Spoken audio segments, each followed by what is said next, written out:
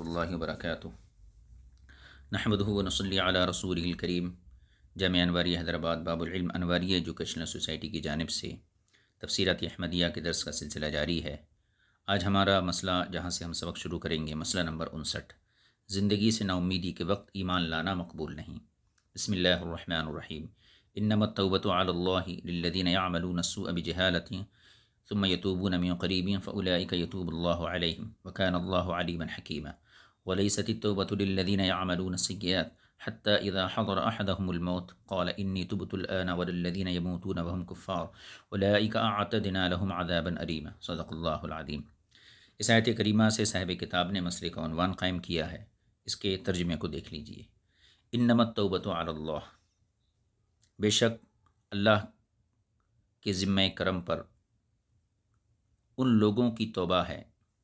جو نادانی سے برائی کر بیٹھتے ہیں،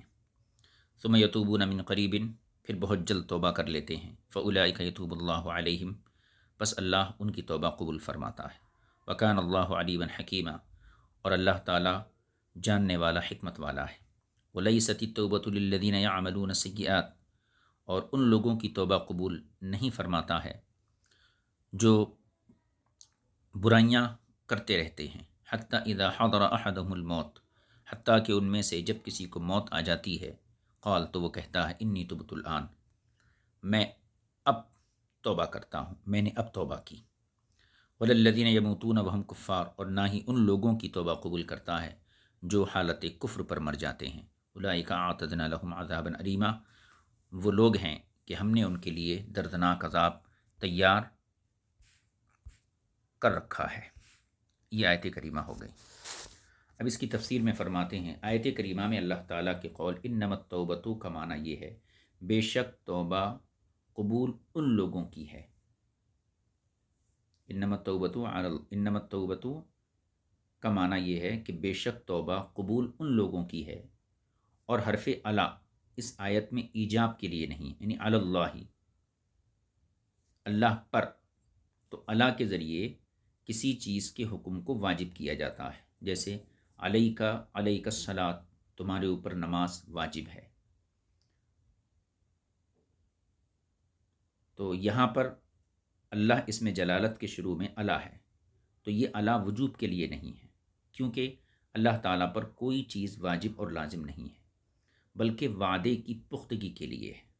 تو اس کو برائے ادب یوں کہتے ہیں کہ اللہ نے اپنی مرضی سے اپنے ذمہ کرم پر یہ بات لے لی ہے کہ جو لوگ نادانی سے برائی کر بیٹھتے ہیں پھر جلد ہی توبہ کرتے ہیں تو اللہ ان کی توبہ قبول فرماتا ہے۔ تو یہاں پر یہ وعدے کی پختگی کے لیے ہے۔ یہ ہمارا یعنی اہل سنت و جماعت کا موقف ہے، اور معتزلہ کہتے ہیں کہ اعلیٰ ایجاب کے لیے ہے۔ کیوں؟ کیونکہ ان کے نزدیک جو بات اصلاح اور بہتر ہو اس کا کرنا اللہ پر واجب ہوتا ہے۔ اب ظاہر سی بات ہے، بندے کے حق میں بہتر اور اصلاح یہ ہے کہ اس کی توبہ قبول کی جائے، لہذا ان کے نظریے کو مانا جائے تو پھر اللہ کے اوپر توبہ قبول کرنا واجب ہے۔ تو معتزلہ کا یہ عقیدہ ہے، یہ نظریہ ہے، لیکن ہمارا موقف یہ ہے کہ اللہ پر کچھ واجب نہیں ہے۔ اللہ نے اگر اپنے اسم جلالت سے پہلے اللہ کا ذکر کیا ہے تو یہ محض جو ہے وعدے کی پختگی کے لیے ہے۔ آگے دیکھیے، لفظ بجہالت حال کی جگہ واقع ہے،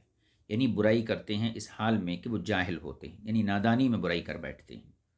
یہاں سوال پیدا ہوتا ہے، جب وہ برائی کرتے ہیں تو انہیں اپنے کیے کی خبر تو ہوتی ہے، پھر جہالت کیسی؟ تو اس کا جواب یہ ہے کہ انہیں جاہل اس بنا پر کہا گیا کہ وہ اس برائی کی سزا کی حقیقت سے بے خبر ہیں، اگرچہ وہ یہ جانتے ہیں کہ جو کچھ کر رہے ہیں وہ گناہ ہے، یا اس لیے انہیں جاہل کہا گیا کہ ان کا ایسا کرنا بے وقوفی ہے۔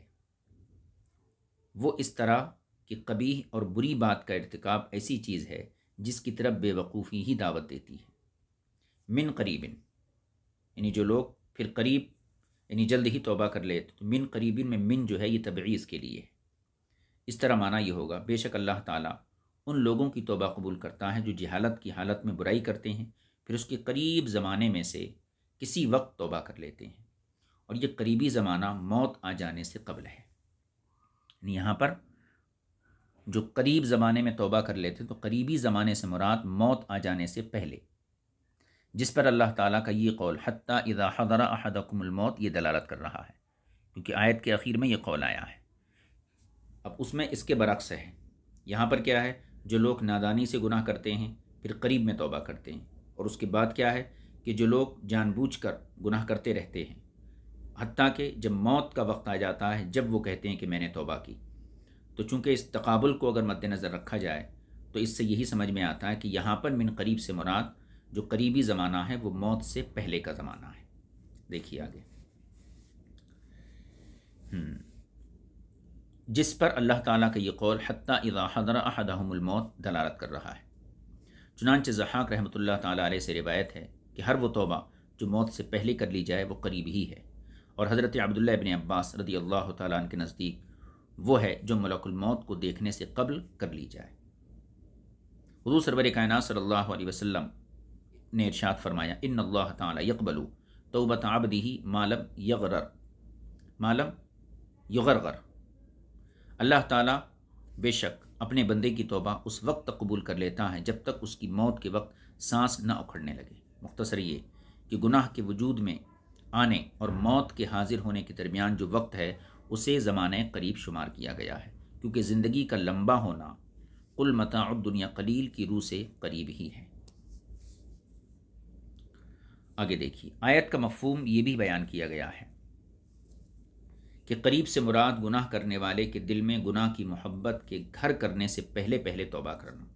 یعنی جو لوگ نادانی کی وجہ سے گناہ کر لیے اس کے بعد اس گناہ کی محبت دل میں رچ اور بس جانے سے پہلے توبہ کر لینا، کیونکہ جب گناہ کی محبت دل میں رس بس جاتی ہے تو اس سے رجوع کرنا مشکل ہو جاتا ہے۔ اس قول کو علامہ بیضاوی نے ذکر کیا ہے۔ آگے دیکھیے دوسرا حصہ، وَلَيْسَتِ التَّوْبَةُ، قول باری تعالیٰ وَلَيْسَتِ التَّوْبَةُ کا معنی یہ ہے کہ ایسے لوگوں کی توبہ قبول نہیں جو برائیوں کا ارتکاب کرتے ہیں اور اس روش پر قائم رہتے ہیں، حتیٰ کہ ان میں سے کسی کو جب موت آ لیتی ہے اور موت کے اسباب، اس کے احوال، اس کے حالات ظاہر ہو جانے کی وجہ سے تکلیف شرعی کی حالت اس سے زائل ہو جاتی ہے، یعنی شریعت نے جو مکلف بنایا ہے وہ حالت زائل ہو جاتی ہے اور ملک الموت کے معائنے سے خوف کی کیفیت پیدا ہو جاتی ہے، تو اس حالت میں وہ کہتا ہے میں اب توبہ کرتا ہوں۔ ایسے لوگوں کی توبہ غیر مقبول ہے کیونکہ یہ حالت اضطرار ہے، اور توبہ حالت اختیار میں مقبول ہوتی ہے۔ اسی طرح اللہ تعالیٰ کا یہ قول وَلَلَّذِينَ يَمُوتُونَ وَهُمْ كُفَّارٌ، یعنی اللہ تعالیٰ ان لوگوں کی توبہ بھی قبول نہیں کرتا جو کفر کی حالت پر مر جاتے ہیں۔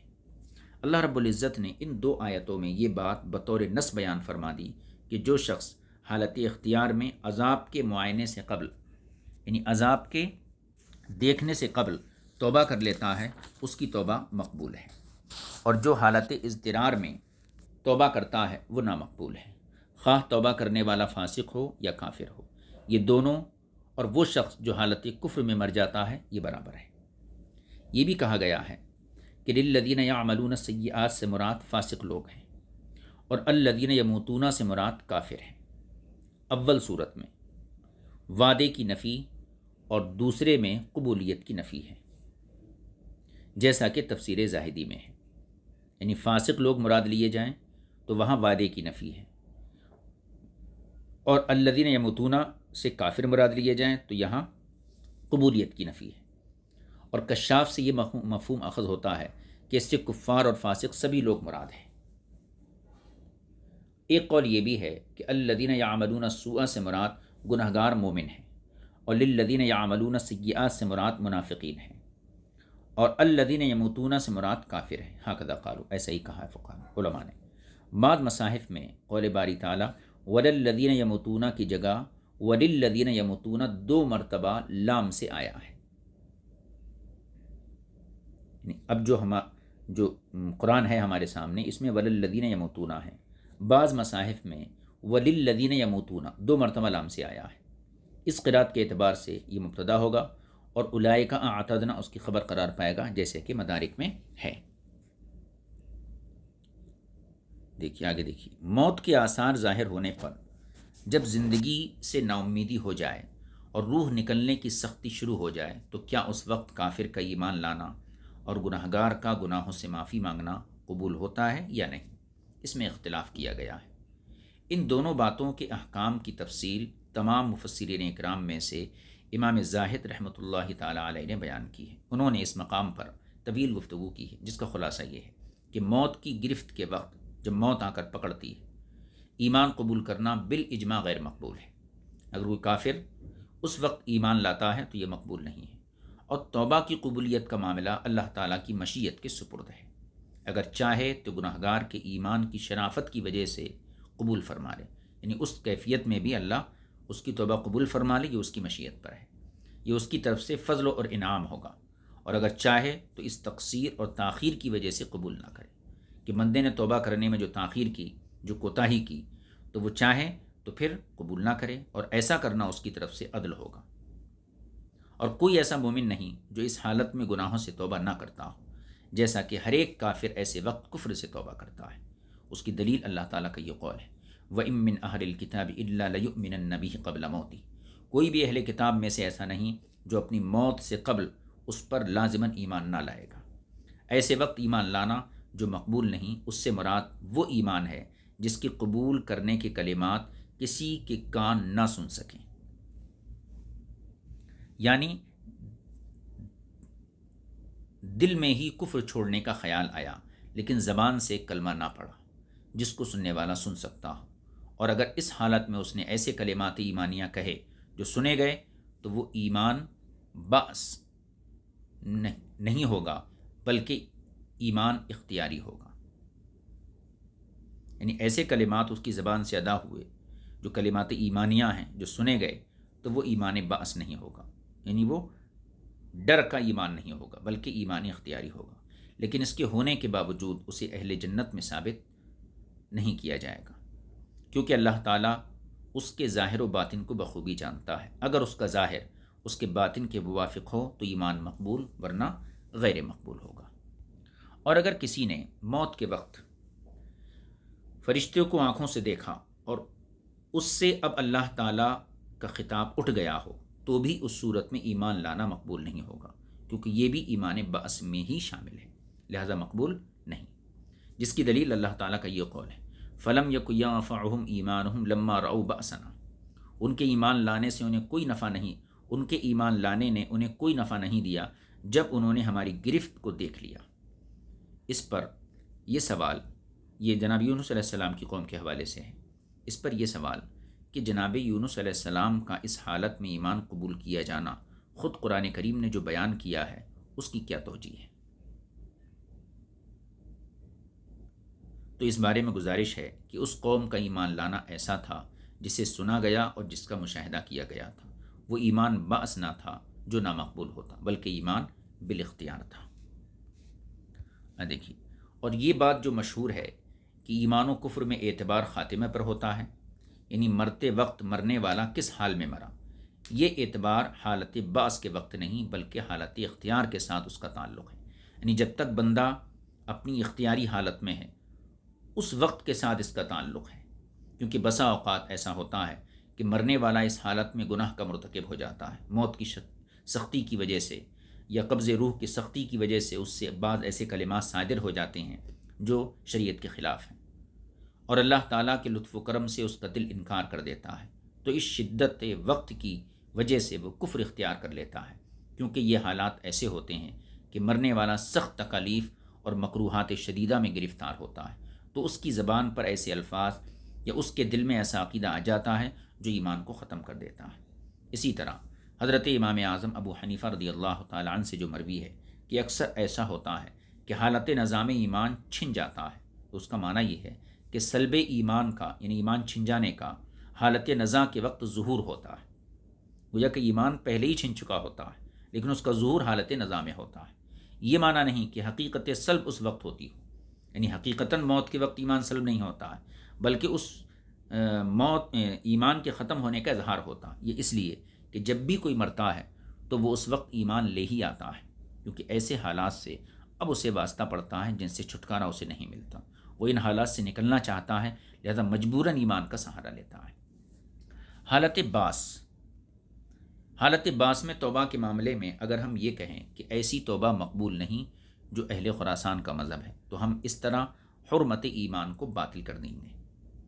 اور اگر ہم یہ کہیں کہ اس حالت میں توبہ قبول ہو جاتی ہے تو حالت اختیار اور حالت اضطراری میں مساوات یعنی برابری قائم کرنے والے ہو جائیں گے اور ہر فاسق کے لیے عذاب سے امان ثابت کر لیں گے، جس کا معال اور انجام یہ ہوگا کہ ہم مرجیہ عقیدہ والوں کے ساتھ ہیں۔ لہذا اولا اور بہتر یہ ہے کہ اس معاملے کو اللہ کی مشیت سے معلق کر دیا جائے، جیسا کہ ہم بیان کر چکے۔ ھذا حاصل کلامی، اس تحقیق سے یہ معلوم ہوا کہ حالت بعث میں کافر کی توبہ اور اس کا ایمان لانا بالاجماع غیر مقبول ہے۔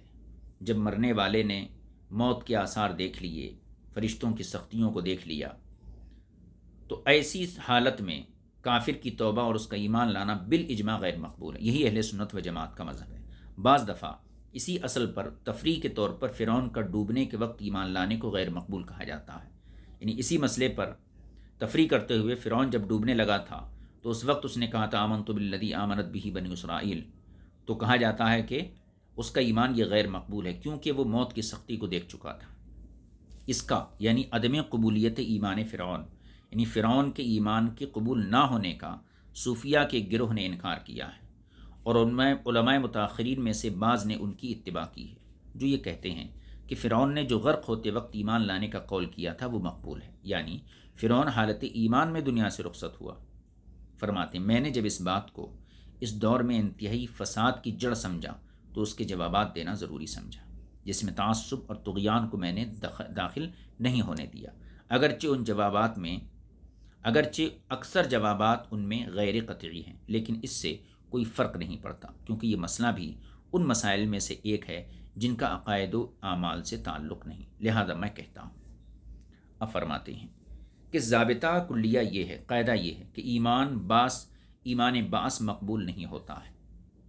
اور فرعون کا ایمان لانا اسی قبیل سے ہے جو بالکل ظاہر ہے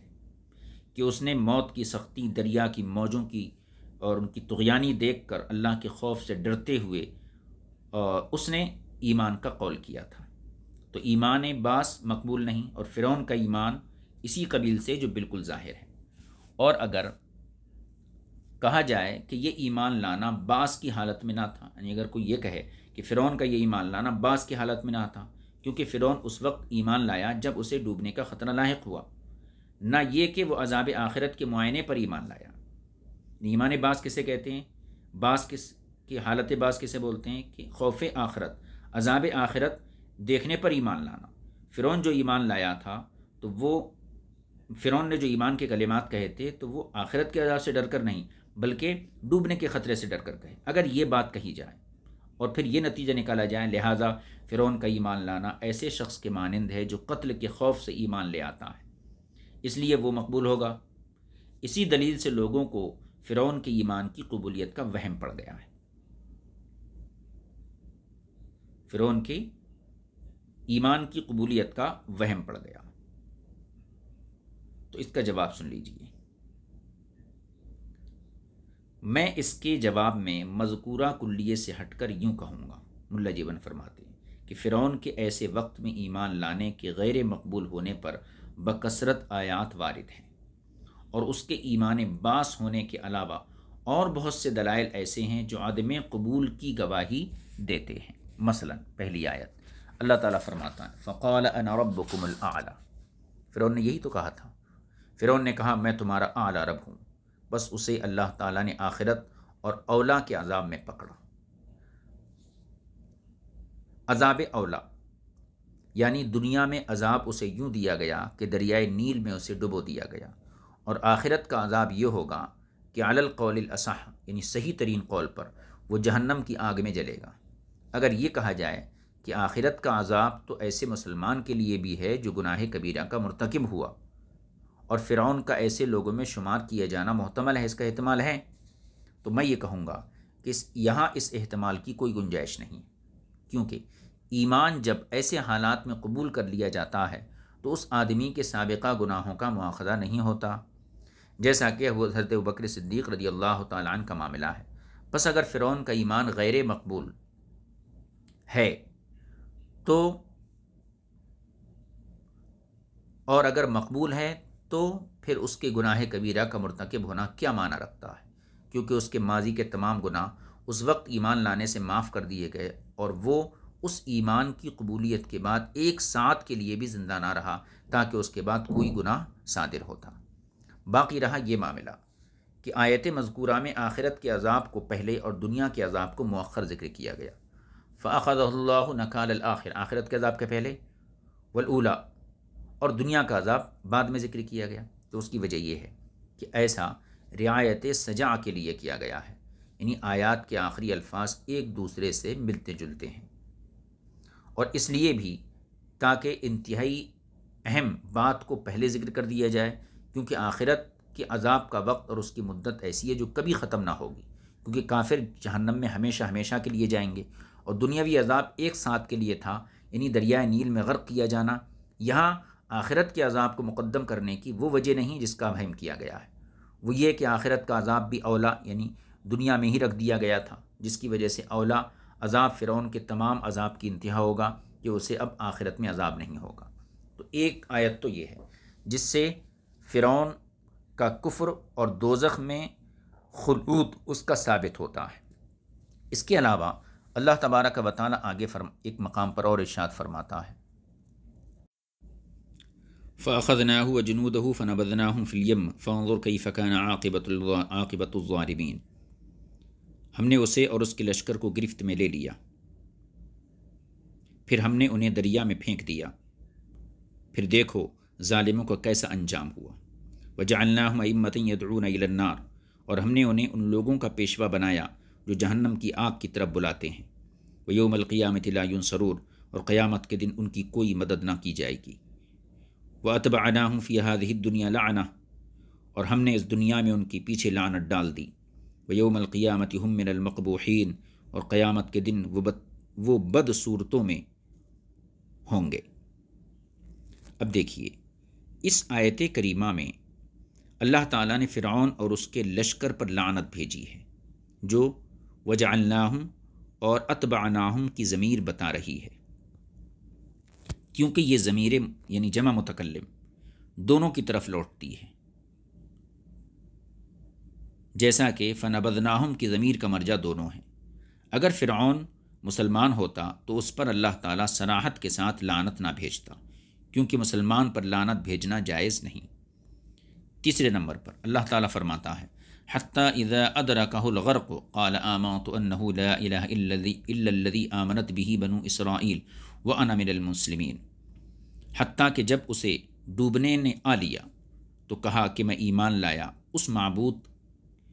کے سوا کوئی معبود نہیں جس پر بنی اسرائیل ایمان لائے، اور میں مسلمانوں میں سے ہوں۔ یہ آیت کریمہ صاف صاف بتا رہی ہے کہ فرعون صرف اللہ تعالیٰ کی وحدانیت پر ایمان لایا تھا اور حضرت موسیٰ علیہ السلام کے رسول ہونے کا قطعاً اقرار نہیں کیا، لہذا اللہ تعالیٰ پر ایمان لانا ایسا کہ اس کے نبی پر ایمان نہ ہو، یہ ایمان غیر معتبر ہوتا ہے، کیونکہ اگر ایمان معتبر ہوتا تو ہمارے زمانے کے تمام کافر بہت اچھے مسلمان ہوتے، کیونکہ وہ اللہ تعالیٰ کے ساتھ غیر کو شریک نہیں ٹھہراتے ہیں، اور حضور اکرم صلی اللہ علیہ وسلم کی نبوت پر ان کا ایمان نہیں ہے، حالانکہ وہ کافر ہیں، اور کفر کی وجہ صرف یہی ہے کہ حضور اکرم صلی اللہ علیہ وسلم کی نبوت کو تسلیم نہیں کرتے ہیں۔ چوتھی آیت دیکھیے، الآن وقد عصیت قبل وکنت من المفسدین، جب فرعون ڈوبنے لگا اور اس وقت اس نے اللہ کی وحدانیت کا اقرار کیا اور کہا میں بنی اسرائیل کے رب پر ایمان لاتا ہوں، تو اللہ نے جواباً کیا فرمایا، کیا اب تو ایمان لانے کی بات کرتا ہے، حالانکہ اس سے پہلے تو نافرمان رہا، تو فساد کرنے والوں میں سے تھا۔ اب سوال یہ ہے، اگر فرعون کا ایمان مقبول ہوتا تو اللہ تعالیٰ اس آیت میں اس کا رد کیوں فرماتا؟ اس لیے کہا گیا ہے کہ ایمان کا معنی 3 مرتبہ 3 مختلف عبارات کے ذریعے تکرار کے ساتھ لایا گیا، تاکہ اس کی رسوائی اور محرومی کو بیان کر دیا جائے اور بتایا جائے کہ اس کے غیر مقبول ہونے کی کیا وجہ تھی۔ اس کے باوجود قبول نہ کیا گیا، کیونکہ ایمان ایسے وقت لانا جس میں لایا گیا ایمان مقبول ہوتا ہے، وہ وقت اس سے نکل گیا تھا۔ رہا یہ کہ اللہ تعالیٰ کا قول فَالْيَوْمَ نُنَجِّيكَ بِبَدَنِكَ لِتَكُونَ لِمَنْ خَلْفَكَ آیَةً، بس آج ہم تیرے بدن کو نجات دیں گے تاکہ تیرے پیچھے آنے والوں کے لیے یہ نشانی بنے۔ تو یہ اس بات پر دلالت نہیں کرتا کہ فرعون کا ایمان قبول کر لیا گیا تھا، کیونکہ یہ آیت فرعون کے قصے کی حکایت بیان کر رہی ہے جو یہ تھا۔ کیا تھا؟ جب اس کی قوم نے اس کے غرق ہونے کا یقین نہ کیا اور انہوں نے خیال کیا کہ وہ تو دریا کے شکار میں مصروف ہے، تو اللہ تعالیٰ نے دریا سے اس کے بدن کو ساحل پر ڈال دیا تاکہ اس کی قوم کو یقین ہو جائے کہ وہ واقعی غرق ہو گیا ہے۔ اسی طرح فرعون کے ایمان لانے کی قبولیت پر اس آیت سے لا تقتلوه عسى ان ينفعنا او نتخذه ولدا، یعنی موسیٰ کو قتل نہ کرو، ہو سکتا ہے کہ ہمیں نفع دے یا ہم اس کو بیٹا بنا سکیں۔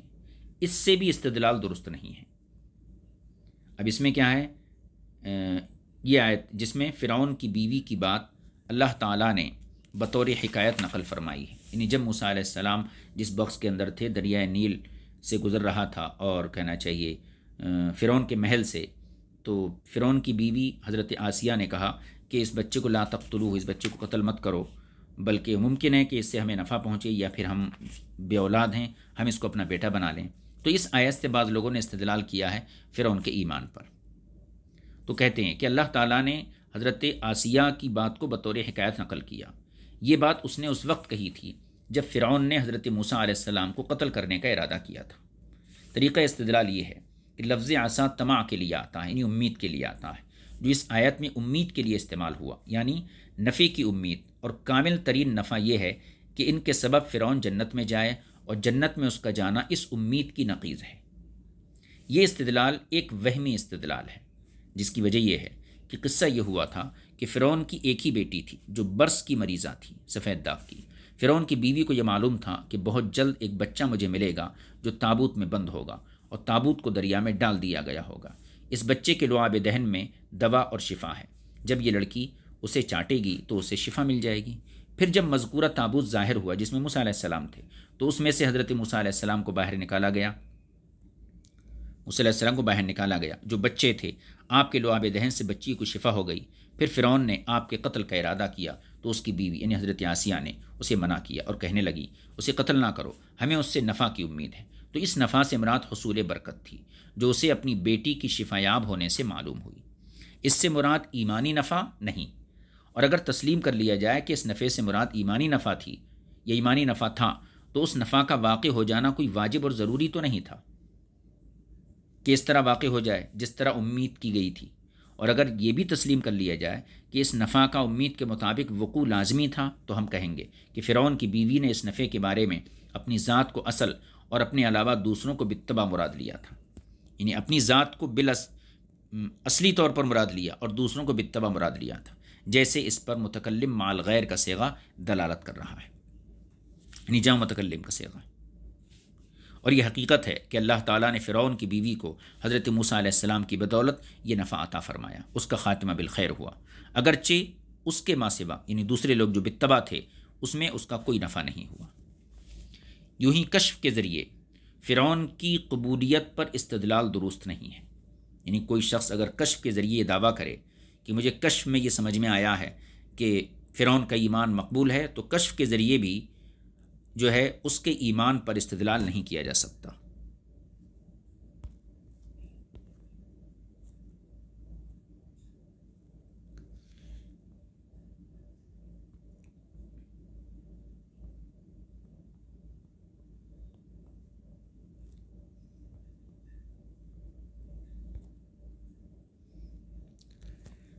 یوں ہی فرماتے ہیں، یوں ہی کشف کے ذریعے فرعون کے ایمان کی قبولیت پر استدلال نہیں، کیونکہ ایسا کشف اس قول کے مخالف ہے جو الشیخ رکن الدین علاء الدولہ رضی اللہ تعالی عنہ نے کہا۔ فرماتے ہیں